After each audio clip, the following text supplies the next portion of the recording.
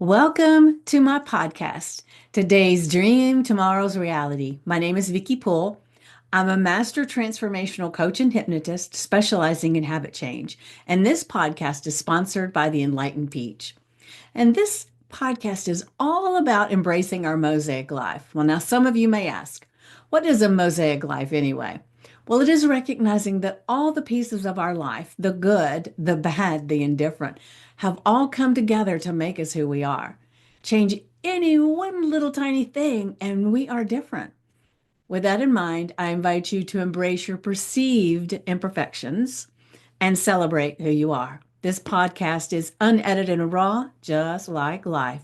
And I am your host, and I have a special guest that I'll be introducing in just a moment.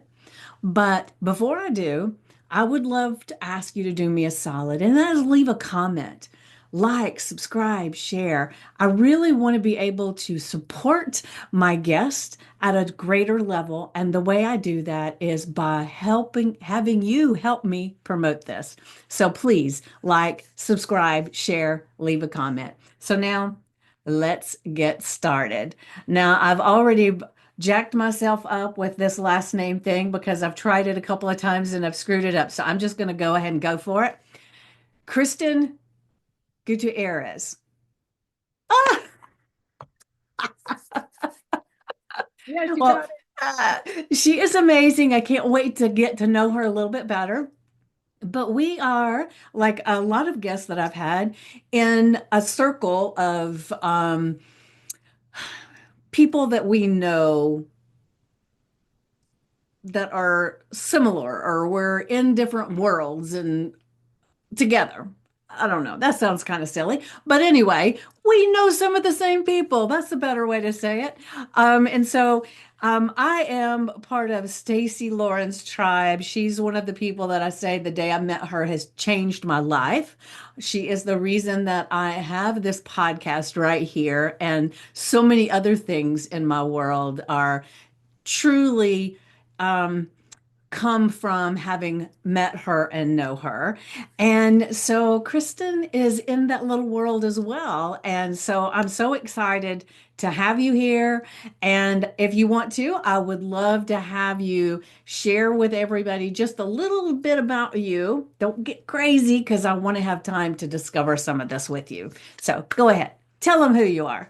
Well, thank you so much for having me, Vicky. Excellent pronunciation Oh, and shout out to Stacey Lauren and her collaboration network. I am a high ticket coach, but it wasn't always that way. I was used to be a corporate vice president, climbing the ladder for sales, and we'll talk about it later. I wrote a book. And basically, I help entrepreneurs lean in to monetize their expertise and charge what they're worth. ooh, that sounds fascinating. I am ready to dive in for that. So, I know just a little bit from the questionnaire that you filled out for me. And thank you for doing that because it really helps me a lot.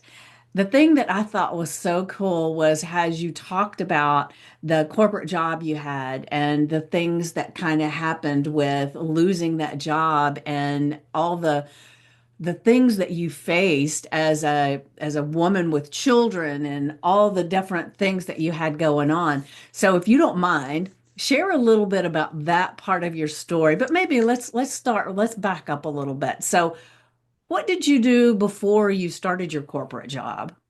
Oh, college. Okay. So where did you go to college? Well, I'm from South Bend, Indiana, and I went Okay. to a women's college, St. Mary's, which is part Okay. of like next to Notre Dame. And like my parents were salespeople. My Okay. dad were in packaging. My mom sold pharmaceuticals. And then my So it's in your sister, blood. yeah, and my sister is a attorney, Okay. a salesperson. One of my other sisters sells hearing aids. So yes, in Okay. my blood. But when I first got out of college, to be fair, I sold yellow page advertising. Oh, that ages you, right? A lot of us young, a lot of those young people are thinking, what are yellow pages? Yeah, so I did that. And then I wanted to move to Chicago where everybody went after St. Mary's Notre Dame. And I was offered the coolest job at H&M. They were Hmm. expanding to APAC and they were Hmm. looking for leaders to come in as managers and go there to open stores. And I said no to that job and ended Why? up working because you just don't know what you don't know. I Right, took a right. job working at Saks Fifth Avenue on Chicago, Michigan Avenue in Chicago. And I was the number one credit card opener store wide for months in a row. I bet I Yet shopped at your store then because there was some one woman that really, really got me when even though I didn't want a card. So go ahead. I'm sorry. Keep she going. had like one item and she's like, "You want to save 15%?" Yes, that's it. But I had a micromanaging boss. Like Hmm. he'd be like, pick up that shirt. It was like, and anyway, that story ended up in my book. But after that, I don't know about you, but I plastered my resume everywhere on Monster and career builder sites that probably don't exist. And I ended up in corporate sales, basically sitting behind a desk making phone calls. Okay. What did you sell? Oh my goodness, language translation services. Okay. So, like, I did it for 20 years. It's a Hmm. multi-billion dollar industry, but the industry is so saturated with thousands, no joke, of vendors. And I happened to work for the first 10 years of my career at the top three vendors in the industry. But like Apple, Dell, any products we use that are internationally, being produced or utilized, they have to translate the content, the user interface, everything about everything. And in the 20 years I was in that industry, it got more competitive. There was more content, but it was really fun. I mean, we sold multi-million dollar language programs. Nice. Nice. Mhm. Oh, I love Yeah. it. I love it. So then you that job, did they just fire you? Did they cancel that what you were doing? What the heck happened? Did they just lay you off? I don't know. Yes. So it's funny because should I say how old I am? Honey, you can say anything you want to. Okay, so I'm 43 Okay. and I have a 4-year-old and a 6-year-old. Okay. So someone say late in life. I just chose to have children very late in life. And before I was pregnant with my second kid, I was still chasing shiny objects. Like it was never enough. I was never fulfilled in my day job, as I called it. I was always trying to do something else, be a Hmm. body coach, be a realtor. And then I had the second kid and I was like, whoa, I'm that much older. I'm that much more tired. And like, it's hard to manage not just one kid, two kids, a marriage and all of the things. And so I put my blinders on. And in that year, I got promoted twice. So that's like the apex of my career because I went from like kind of having my just doing really well to like actually wanting to climb the corporate ladder. And I went from manager to director to VP. Okay. April 17th, 2023, 30 of us were let go completely unexpectedly. And that's when I turned what happened to me, i.e., they pulled my 6-figure corporate job. We were in the middle of just financial distress, which we can talk about, and a divorce, and I just turned what happened to me by leaning into imperfect action. Yeah, beautiful. Because one of the things that I tell my clients and the people in my group and everything when I'm talking to them is that opportunities show up as obstacles more times than not. And so it is finding whatever piece of that obstacle that showed up is like, what am I supposed to learn from this? How is this moving me from where I thought I was supposed to be to where I need to be? And looking at it and under a different lens. And so it sounds like you did just that. And so I love that. But that's one of the things you can teach all the time, but it's great to have an example of what that really means. And so share a little bit, if you don't mind. I know you said that you were using credit cards to do a lot of these things, so you were getting deeper in debt. And so share a little bit about that if you don't mind.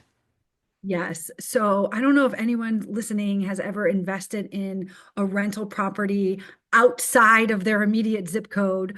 I'm living in Long Beach, California, and we chose to buy my grandparents' home in South Bend, Indiana, so 2,000 miles away.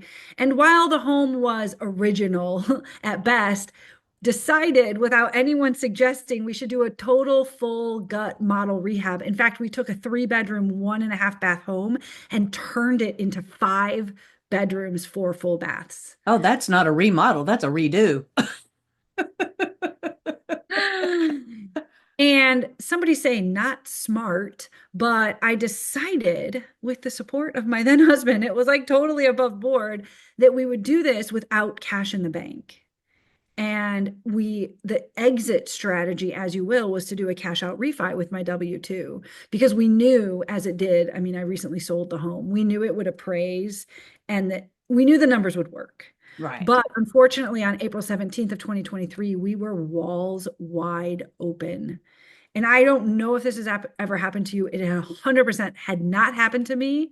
It's like the credit card companies knew and they started closing down, like not just the one Amex, all of my Amexes were shut down. Like everything was like on massive hold. And so that's like scary. Mm-hmm. Yeah. I did what anybody would do, and I pulled 2 hard money loans because I knew that they would be asking for documentation, which of course I could provide.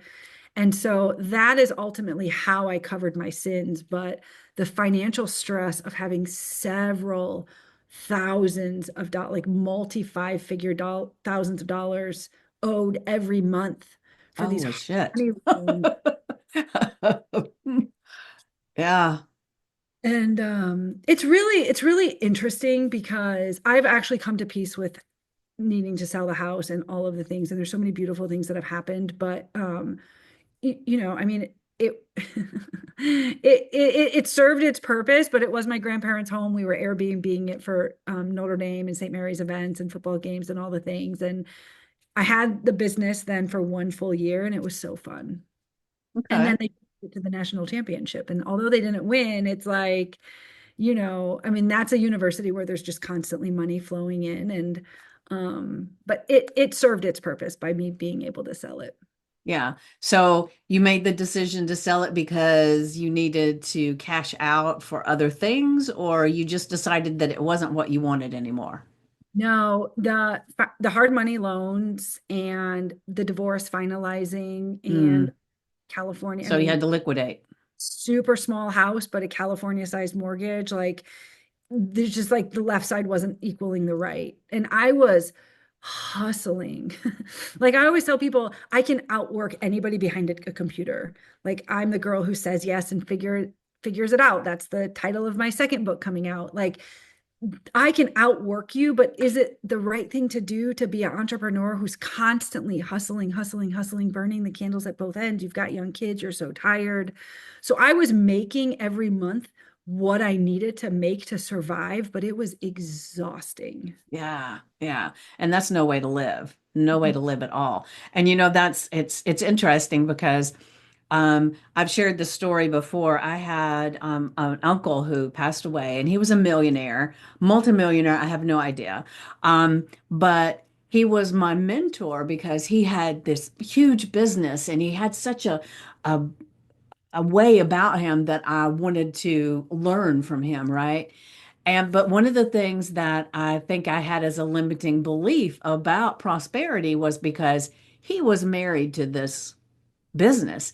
And so whether if he took a vacation, it had to do with the business. If he did anything, it had to do with the business. And so he spent a lot of time there. And so the limiting belief I had was that if you're going to have a lot of money and have a good business, that you can't have a life. And so it took me a long time to realize that, and it was even after he passed away that I realized that it wasn't to him, it wasn't that he was married to the life. That was the joy he had. And his inspiration was, well, if we're going to go on vacation, let's just go ahead and do this too. And, and he was amazing, but that. it took me a really long time to get out of that feeling that if you, it was also, if you don't work hard enough for it, you don't deserve it, was another one. And it's amazing the things that we can hold ourselves to as ideas that don't serve us at all, right?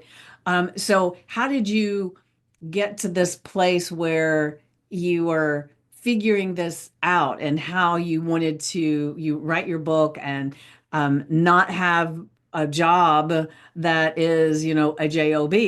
I became an entrepreneur because I was a hairstylist and I worked a lot of hours, and it was very, people don't realize that it's a very physical thing because you're all the time doing something and standing and working, and the mental thing.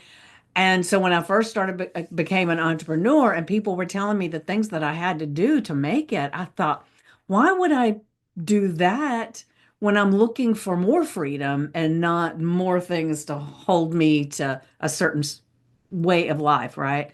So just share a little bit if you don't mind. No, and I would love to hear like also how you overcame those limiting beliefs, because I know for me it's like I had coaching, I had mental health help, I had a hypnotherapist, I had emotional sobriety coach. I had like I had to invest in myself in order to quantum leap myself in the last 18 months. Yeah. Well, I did the same kind of thing. Instead of hiring a coach, I became one. And one of the things that you do as a coach when you're learning is you're working with other students and you're learning and practicing and everything. And so I became a life coach, a master transformational coach, and then I became a hypnotist. And so all of those things, and it's not like it's perfect now, those thoughts can sometimes still pop in there. Like, I'll just share really quick, and I probably shouldn't share on this, but one of the things that I've discovered about myself is that belief that the one that makes the money is in charge. So, if I have a relationship with someone, they don't make money. My daughter constantly loses her job and then relies on me. And even though I say I want her to have a job, I think underneath I'm in charge if she can't pay her part. You know what I What mean? an acknowledgement of a limiting. You're really good at that, Vicky, like pulling out these limiting beliefs or the thing behind the thing. Yeah, yeah, yeah. Oh, that's That one's just come to me in the past few days. well, now And that it's hopefully she won't hear this one. Okay, Go ahead. so oh, this is way more interesting. Where do we go from here? Do you want me to share where? Yeah. You, Yeah, you share. This is the Kristen show, but I just keep sharing my stuff, so I apologize. I love it. I love it. This is what makes the conversation authentic and unique. Yeah, yeah. Um, well, so I asked, so like in 2023, I asked my CEO, make me the chief revenue officer. There was a job open, and he was like, "No, you're not ready." And I woke up one day and thought I should write a book because the book will give me credibility to climbing the corporate ladder and continue to prove to whomever is watching my LinkedIn that, right? So I wrote Be a Better Sales Leader. I started it March 1st, 2023, which is my birthday. Oh, I got let go in April, and then I released it in May. And then wow. sometimes I say, like, who has the guts to release a book on Be a Better Sales Leader when they get quote unquote fired as being a sales leader? But the That one would be thing, you. welcome. The one thing I always wanted to do was start my own business, and I didn't know what it would look like. I was scared to attempt to monetize, although there was other ways to do it that wouldn't have jeopardized my job. I could get speaking gigs, I could write a book. Um, and I don't know if I would have ever done it, despite the story of the house and doing that without money in the bank, leaving your job willingly without money in the bank to start your own thing. You don't know. And so when I lost my job at 10 a.m., as humans, we seek comfort. And I very much could have sought comfort on my couch and taken a nap or binge watch my favorite show, or like I like to say, eat a box of cookies, right? But instead, I innately chose to seek comfort in action. And I never stopped moving. And by 2 p.m. that day, I had secured my first contract and I started monetizing my sales expertise back to the industry, and teaching smaller vendors how to sell, like some of the Okay. strategies. And I just started winning and winning and winning. But what was exhausting about all of it is I was selling myself. And so, although I wasn't selling like, oh, I'll come in and do cold calls for you, I was constantly in meetings doing the implementation, like talking about strategy, learning about their challenges. And then I knew that the contracts were 3 months, 6 months. And so I was constantly on the other side of my Yeah. account trying to prospect for more business. And that is what ultimately led to burnout. One of my consulting clients offered me a job, and this is like Q4 of 23. And I realized, oh my gosh, like the financial distress is still happening. The house is being listed, but not being sold. Like maybe I should put my ego aside and take this job. And I did. And luckily, within a few months, we mutually parted ways. And so by April of 2024, I left that job once again. And then that's when I drew the line in the sand. So first, I like to say I turned what happened to me into what happened for me and leaned into that imperfect action. But second, that line in the sand, I was like, no one else's opinions pay my bills. And Right. I just like went for it. And I invested in a high ticket offer that week, which is crazy pants because I was still in financial distress with the house not having been sold. But I was like, who has the key? Who has the tools? Like, who can actually help me 10x? Yeah. Yeah. And it did, right? Yes. I mean, I cash collected like 6 figures in 2023, serving as my own entrepreneur. And then I 3x that in 2024. Um, Wow. just like, I mean, I feel like my life has totally changed. And then 2025 and beyond, I actually think this will be, if I can so proudly say, my first not only $1 million year, but my first multi-million-dollar year. Like I'm Beautiful. going for it. Yeah, yeah. So I got a question for you. So you purchased this high ticket offer. Was that Eileen? It was Miss Eileen Okay. Wilder. Okay. Just checking. Um, so you're not giving any secrets away, but what would you say? Because you were pretty successful as a business person already. You wrote the book, you were making some money and everything. So, what would you say is the number one thing that you learned from being part of this high ticket thing with Eileen that was the thing that just kind of catapulted you into the next stratosphere? My gosh, that's a great question. I people pay for proximity. And believe it or not, like people say, I mean, I just saw this today about Catholicism at Notre Dame. It was literally said it's caught, not taught. And that's also what Eileen and other people say, like more is caught than taught. And Hmm. so when I invested in that offer, I knew she would had the system to sell high ticket offers, but I also knew it was like who was going to be in the room with me. Yeah. She told a story of somebody who made $100,000 in one day when I was in her challenge. And I was like, okay, two things are true right now. One, that's a lot of money. Like it's not covering my financial sins, it's not replacing my corporate income, but that's a lot of money. And two, I can do it too. So Yeah. that Well, unwavering, I want to stop you a second because uh, what happens to a lot of people is when that kind of conversation comes up, they say, "Ah, but I can't do that. That person is the outlier." And so then they kind of skirt away from the whole thing. So what is it about you and your beliefs about you that helped you look at that and say, "Ah, I can do that."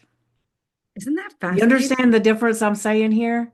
Yes, all day long. Because people say to me Yeah. too, like, oh, but I wasn't a salesperson, so I can't sell.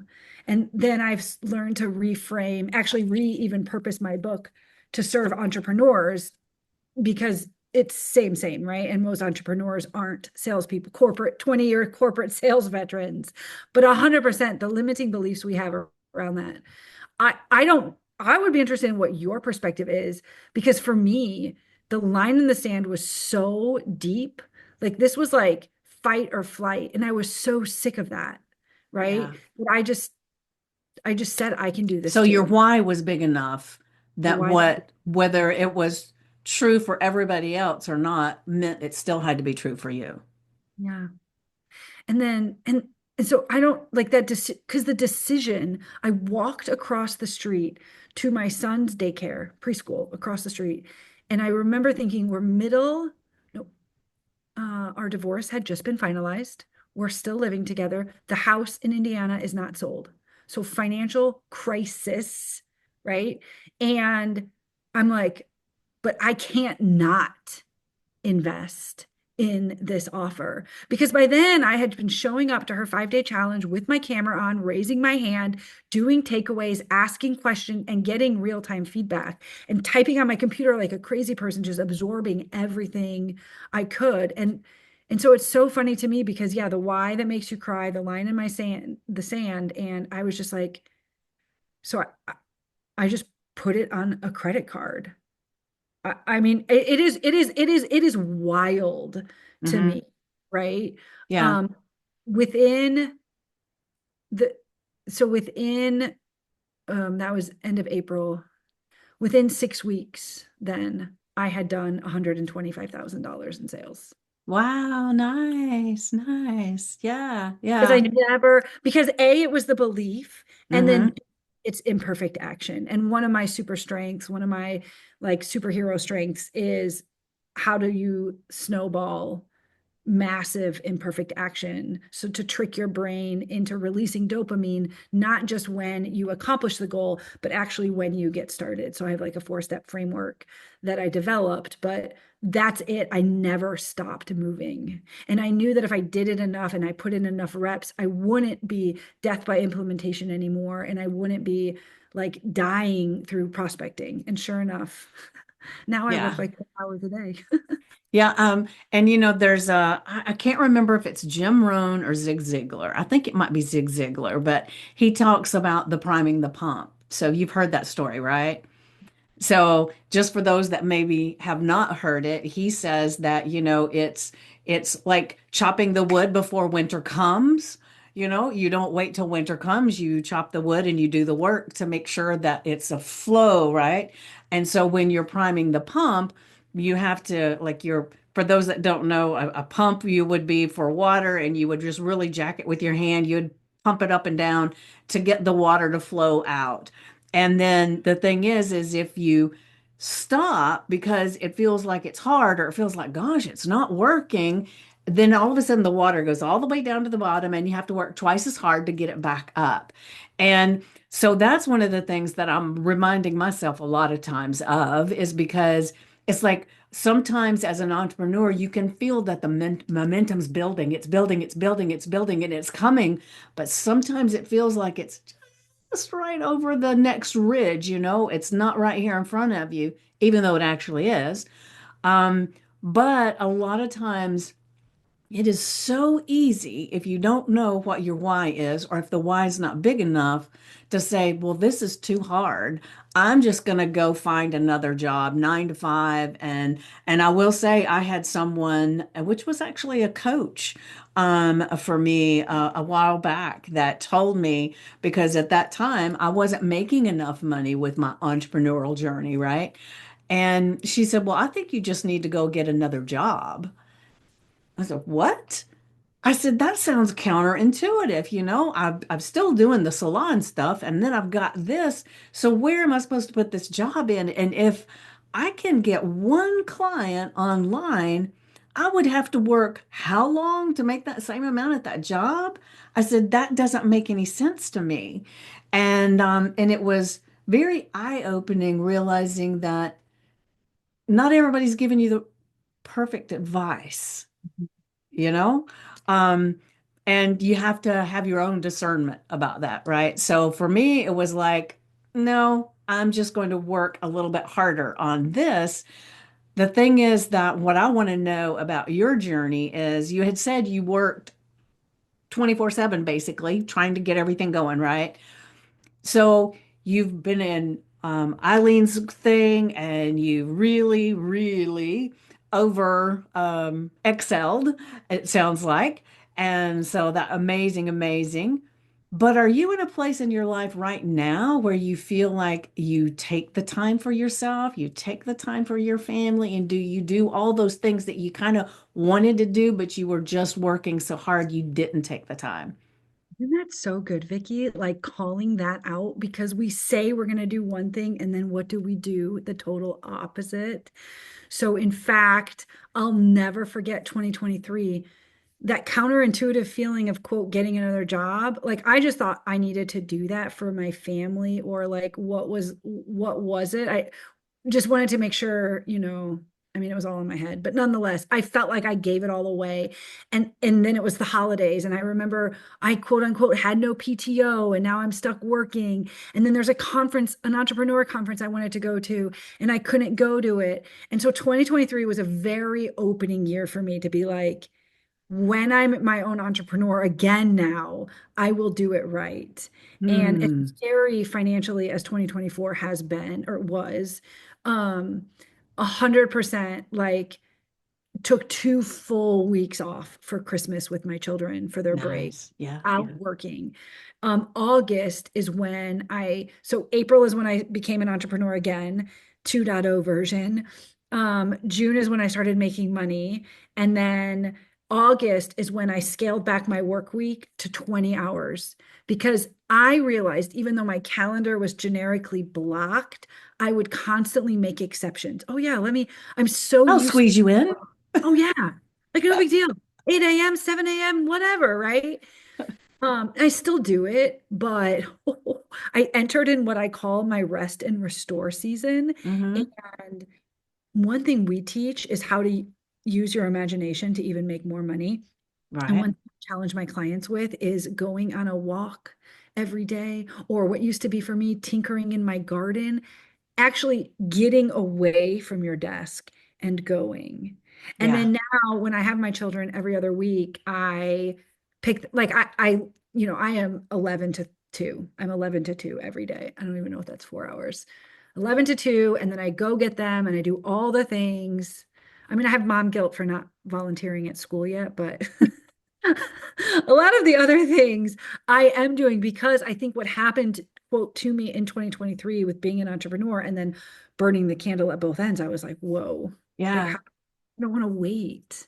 How Yeah. do I put this in? Yeah. Yeah, and it's interesting because I had a woman that she and I did a program together as that we created a program together that we put out, right?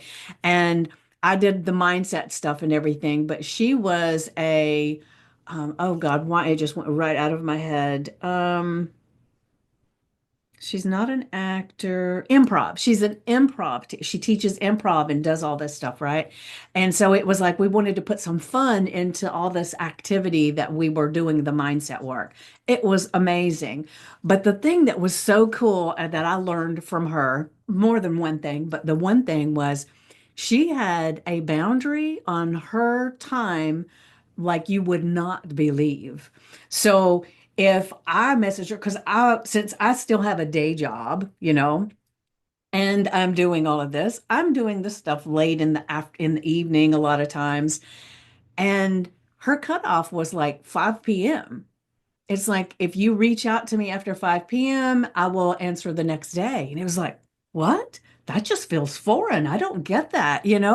And she had boundary like her weekends. Nope. Weekends as family. And I remember when I first heard this because I thought a lot of people say that, but they don't do it, right? And so the first time I sent her a message and said, well, we really need to talk about this. Can we do this on Saturday? She said, I appreciate what you're saying and I understand, but no.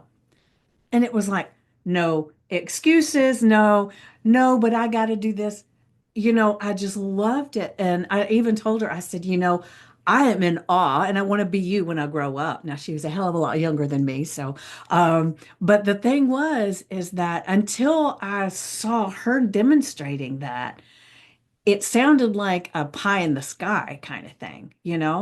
but I really want that for me. So the way I'm doing my business now is I do have things marked out on my calendar when people schedule, but then every now and then somebody reaches out and says, there's nothing on your calendar and it works for me. Can we do something else?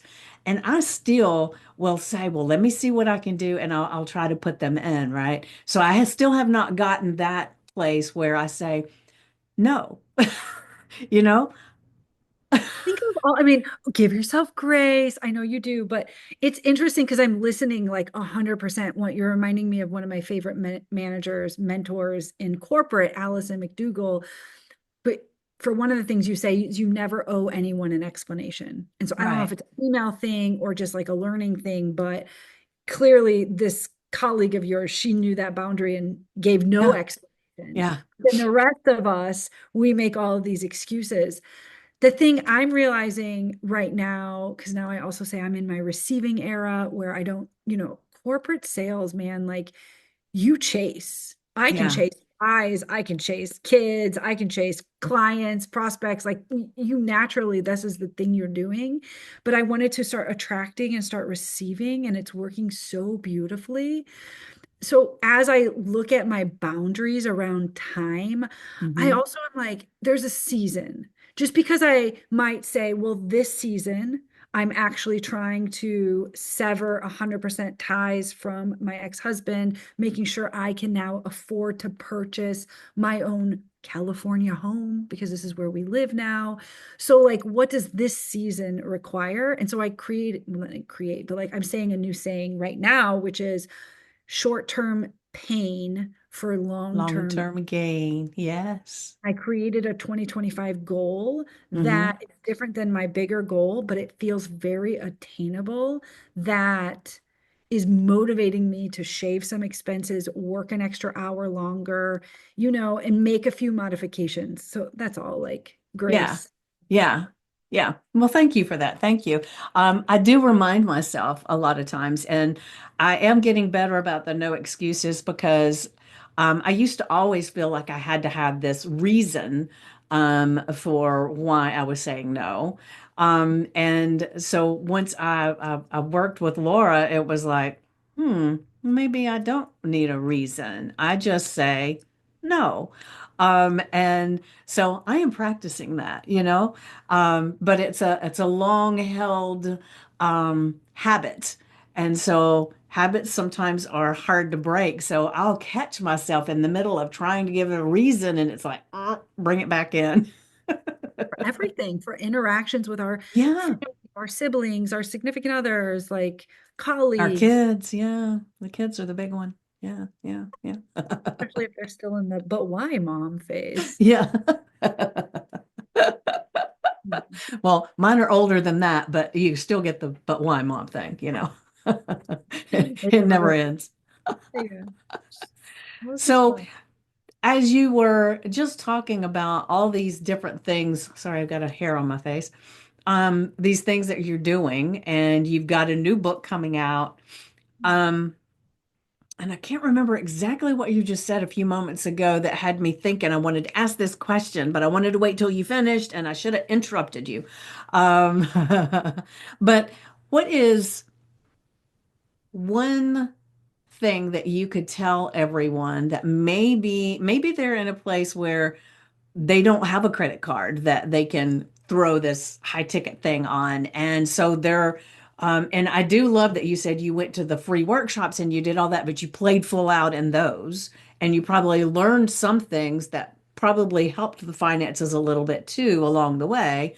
So I don't know if it's that, but maybe someone who doesn't have that safety net kind of thing, like a credit card to use, and they want to be able to make these changes. Yeah. What is one thing that you could kind of help them? Maybe, let me just think. So, let's say they're looking for how to make their first million or their first $100,000. I don't know, and it's been an elusive thing. What is one thing that you might could, and I know that's such a big question but is there something that you can kind of give them a little bit of advice? It's a great question because it's so like whatever, it transcends so many topics. But the one word that comes to mind is iteration. Hmm. So, permission to iterate is something I subliminally received the day that I was made the investment because I had an offer. It was sales community that had stopped converting, that I was trying to discount, adding in more stuff, and it was just like not working. And I needed to hear that you already naturally tap your chest and say, I have permission to iterate. And why that is kind of transcends all versions of this question is because, on the one hand, what other version are we too emotionally attached? Likely the answer is yes, to our offer. And Hmm. are we actually asking and listening what the audience or what the client or prospect actually needs and then giving that to them? But also, can we iterate our offer and make another offer? And because what I was originally thinking was, this is interesting, but I won a client today. I told you when we Yeah. logged in, and I was joking. I was like, if I had an accountant, she would kill me right now because it's not that she gave me an offer to work with her, but imagine if somebody's giving you an offer and it is a one-to-one environment, which was not when I purchased for Mylene, but just imagine, right? Be in our Hmm. imagination. And if they give you an offer, what is precluding you from saying, I can't do that, but I could do this? And my newest client and I, we came up with a very special offer that was curated just for her, given she is exactly like the person you're describing, which is Okay. exactly like where so many of us have been, Hmm. right? Um, I had paid off all that credit card debt with those two hard money loans, which is why I didn't really have the space, but I had the space. Okay, I got I you. don't know what I would have done otherwise, but it was not a smart decision to make that investment. But I just think that, like, how do you iterate your offer? How do you go make money? How do you sell at a higher level? And then how do you make somebody else an offer? Like, if you're making me an offer, I can enter into a negotiation with you and make you an offer right back. So iteration is the theme, the string that pulls through. Yeah, great. I love that. And it makes me think there was a business coach that I actually hired one time. And when I got on the call with him and he told me how much the price was, it was like, I know it sounds like you're going to do amazing things for me, but that is so far out of my reach. So I'm probably going to have to do this on my own for a while and then I'll reach out. And he said, let's talk about that. And we had a conversation and he said, so you tell me, what can you do? And so I thought about it and I said, okay, this is what I can do. And he said, done. And we worked together and it was amazing. Unfortunately, he passed away while the program was still supposed to be going on. But anyway, but I got amazing information from him, even though 3 weeks in, he was gone and I couldn't finish the program with him. But what I paid for the program, he exceeded all of my expectations in just those 3 weeks. So it is one of those things that I do if I know it's outside my scope of what I can do, I do speak up. But I don't know if that's what you mean by having them make an offer, but I will speak up. Some people will say, yes, Lee, we can work together, and some people say no. Um, and I do that with clients as well. I just had a program that I did. It just ended last night, and it was called "Shake Your Sugar and Shimmy Your Soul" because I started off as a health coach, life coach, and all, and so it was amazing. And one of the people that wanted to be part of that program, she didn't say, can we do something different? I saw how much she wanted it from some of the things that she said, and I reached out to her and said, hey, I know you want it, so tell me how bad you want it. And I figured if she wanted it bad enough and agreed that she would do certain things as she was in the program, that I was willing to let her have it at a different price because I really wanted to help her make that difference. One of the things that you said just a few moments ago that I really love is that you were talking about being in the receiving mode. And so that's being on the feminine side of thing, that's receiving, and most of the time we're in the masculine and we're just trying to grab it as fast as we can, right? And it is such a difference in energy. And, I love being in the receiving mode. And so I know it's mindset and everything. So can you speak on it from, I know you've got this book and everything. So I'm sure you talk about it in the book. I'm going to have to get your book. Um, but so can you speak on what is a thing that helps someone to get into that receiving mode?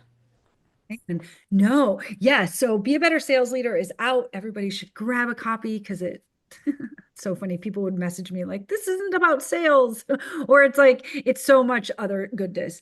And then Right. Say Yes to and Figure It Out isn't out yet, but this wasn't going to be in it. So I'm fascinated by the idea of it. I'm like, oh, my wheels are turning. I had coaching. I got lots of coaching, right? I mean, I was having a mental health breakdown basically, and also had my second kid in the middle of COVID, and all of these things. And Right. so yeah, the feminine energy. I had somebody at a wedding tell me, just like random, how we digest information from lots of different places. You're too masculine. And I'm married Mm-hmm. at the time, and there was nothing other than like, why can men get away with this and females can't? And the dialogue went off in a different direction. But the point is, I was like, it really impacted me, those small moments of time where somebody says something that really impacts you. And I say for the better, and it offends other people when I say that, but like, as a corporate salesperson, as the only female in first class, because I traveled so much, I was getting upgraded. That's not a badge of honor you should wear, but nonetheless, right? Like I was constantly in my masculine energy. I didn't Mm-hmm. know feminine energy. Like Right. I didn't grow my nails out. I didn't wear jewelry like at any degree. And so I really was like, how do I soften my edges? How do I put myself more in a receiving? How do I not like what are the right adjectives to my now ex-husband? Like, how do I let him, even though we're not even married, like be the man and me be the female? So it's an interesting an adjustment for me that I'm Mm-hmm. still learning. But I know since practicing it for like 2 months, 3 months, that like part of the decision, and this is where my book does come into play, Okay. part of deciding, and so my 4-step framework for taking massive imperfect action, even if it's like I'm going to change my mind today and become more feminine, be receiving, write these things down. It's one, just decide.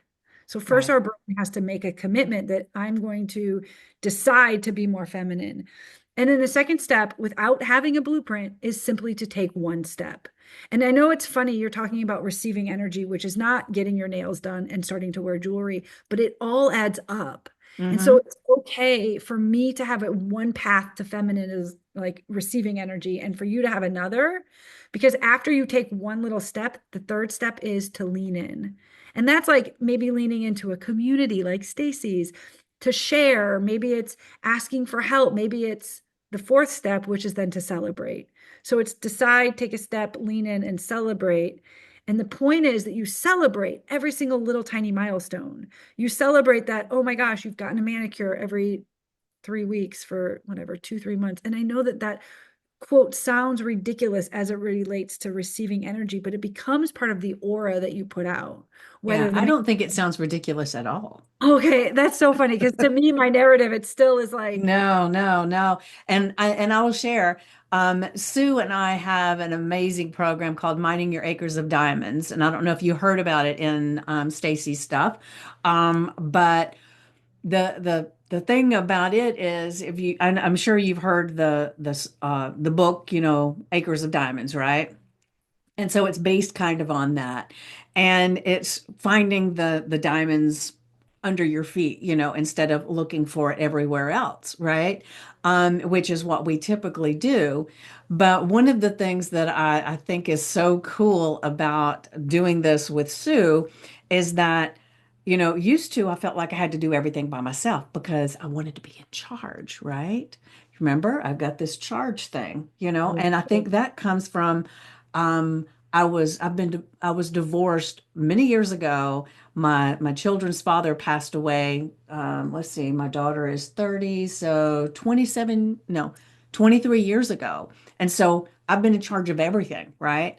And that's what I do. And so in this mining your acres of diamonds, it is been so amazing because I relinquish control to Sue, then she gives me some control, I relinquish some, and it's like this yin and yang because we can't always be in the feminine and we can't always be in the masculine, and so there's this ebb and flow that comes with it.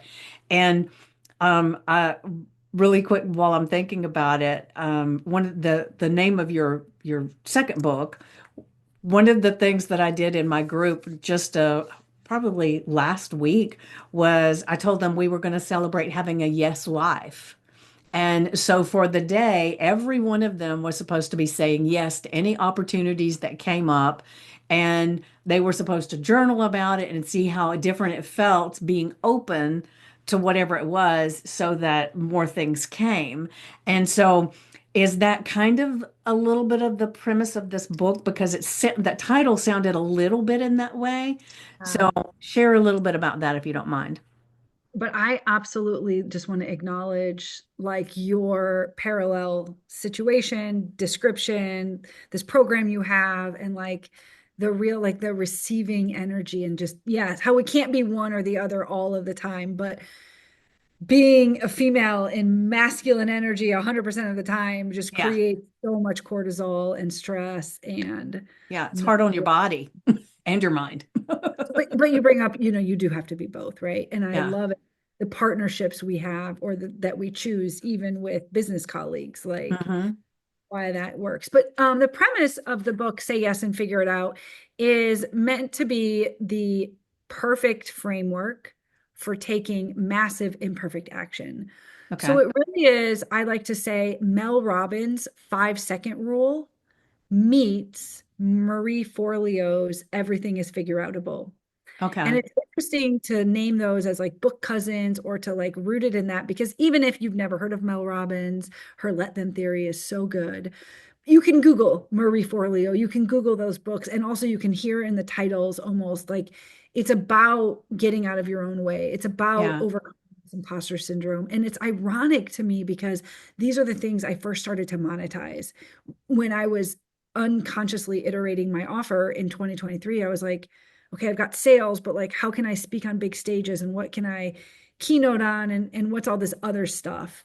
And this getting out of your own way and imposter syndrome is something that whether you're consulting a sales an organization on how to do better sales or helping an entrepreneur monetize their expertise and charge what they're worth, this concept, right? I don't sell it as mindset, but it's the same thread, Right. imposter syndrome, getting out of your own way. And like, then how do you snowball the momentum? One thing I've been testing, which is why I was able to receive my newest client today with grace, and give her this offer that was just so incredible, similar to the offer that you gave your coach, right?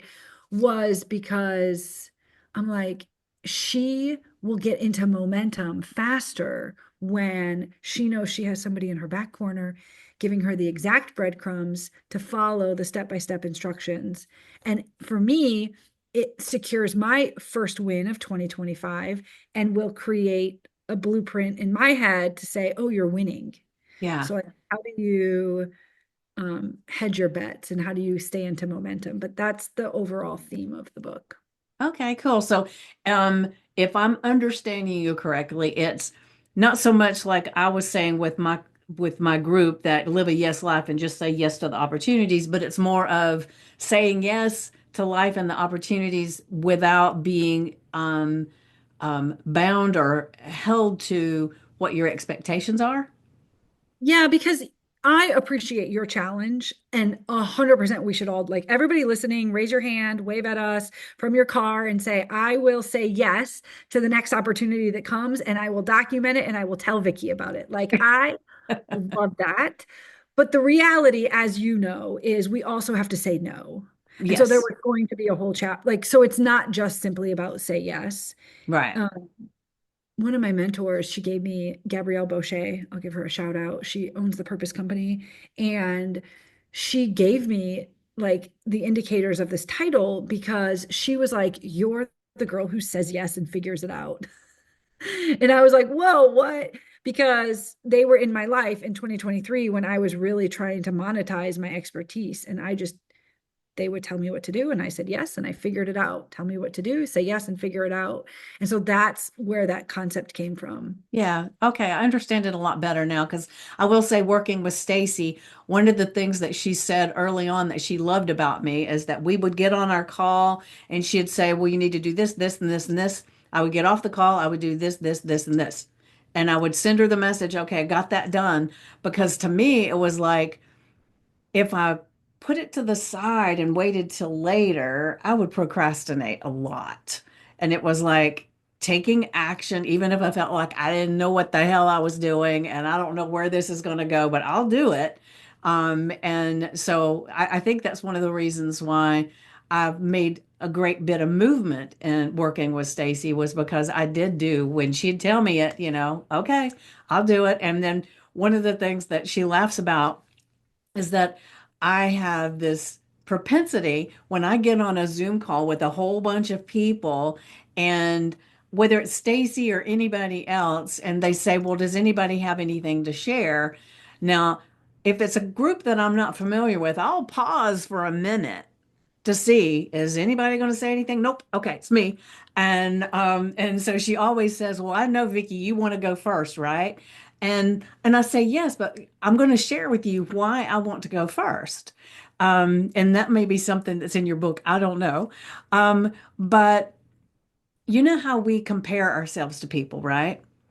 And so for me, what happens if I'm not careful is if I have something in me that I want to share, and then other people go before me, then it changes my share because I've listened to what they said and I thought, well, they've already said that. So let me share this over here. Or maybe, oh, maybe I don't really know what I'm talking about. And it will change the whole thing.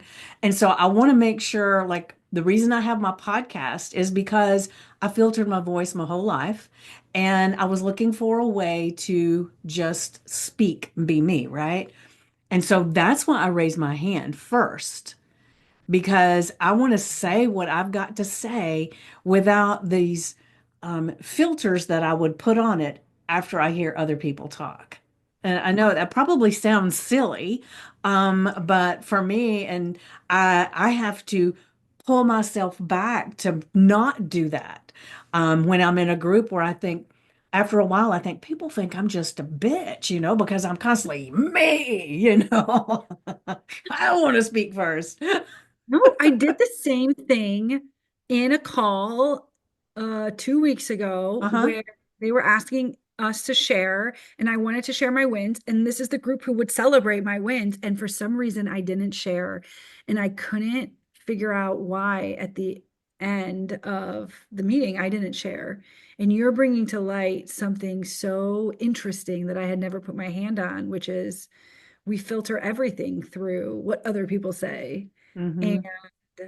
I love it 100%. Like step into it and make it yours. And we do need to stop apologizing for being ourselves. And I Yeah. love that this is why your podcast exists. This Yeah. is Yeah. Yeah. Because, as a hairstylist and my whole family's hairstylist, I learned early on that when your client comes in and sits down, you listen to the way they talk and you mirror them, right?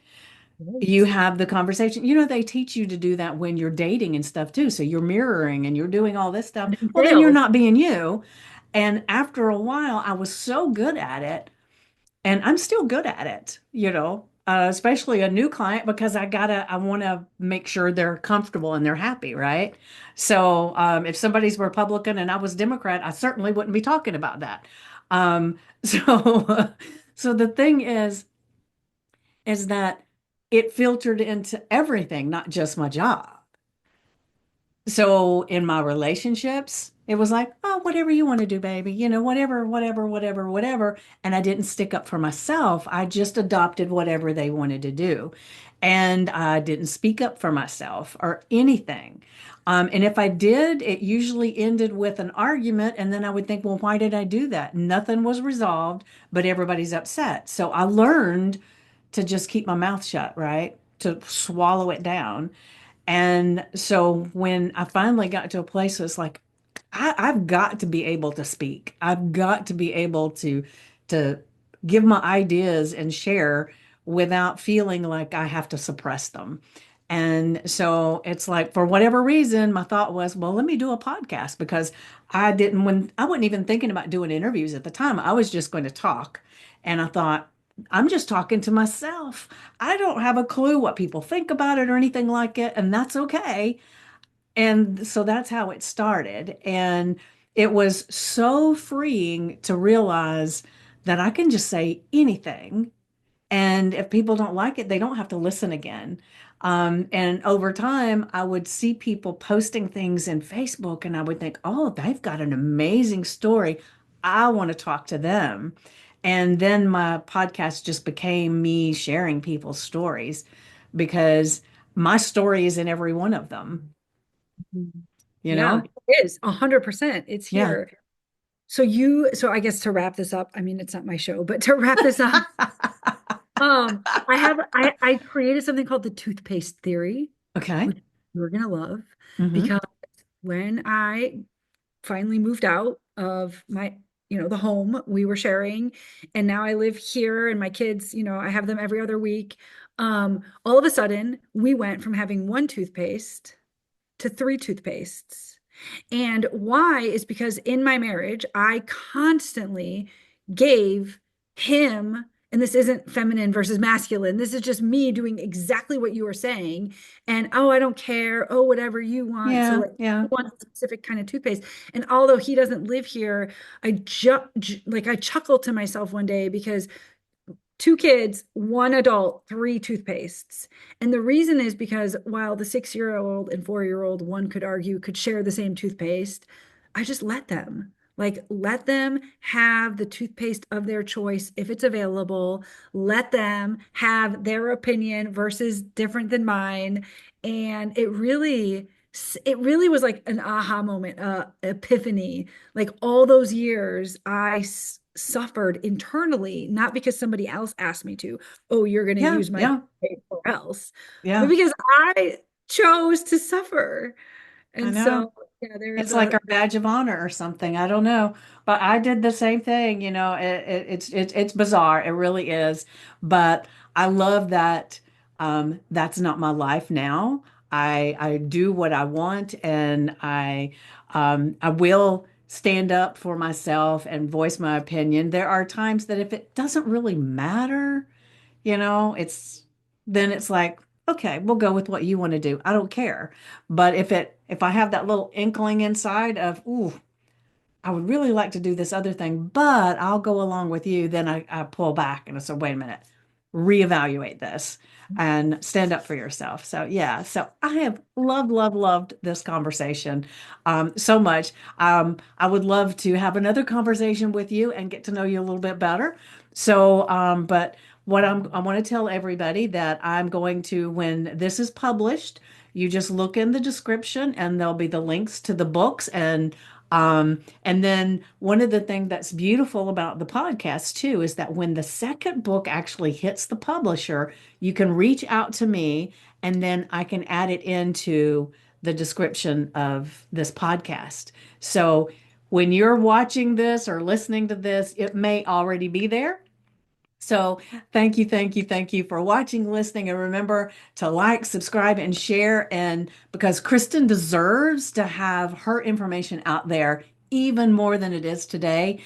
And I'm asking for everybody to help me do that. Oh, thank you, Vicky. Thank you so much for being a gracious host, and thank you for having me. Ah, thank you so much. So I'm going to leave everybody with the quote that I love, and it's the best way to predict the future is create it. So now let's go create.